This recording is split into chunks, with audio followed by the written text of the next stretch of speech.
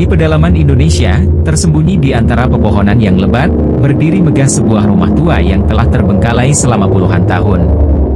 Rumah itu dikenal sebagai tempat yang angker, tempat di mana suara-suara aneh sering terdengar dan bayangan-bayangan misterius terlihat oleh mereka yang berani mendekatinya.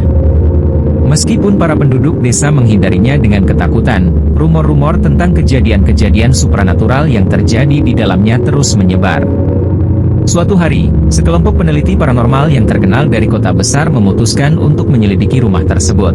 Mereka terdiri dari seorang medium yang memiliki kemampuan berkomunikasi dengan dunia lain, seorang ahli sejarah yang tertarik pada rahasia-rahasia masa lalu, seorang teknisi peralatan paranormal yang memiliki perangkat canggih untuk merekam aktivitas supranatural, seorang fotografer untuk mendokumentasikan setiap detail, seorang penulis yang berjanji untuk mendokumentasikan semua yang mereka temukan, dan seorang ahli pengobatan alternatif yang memiliki pengetahuan tentang energi spiritual.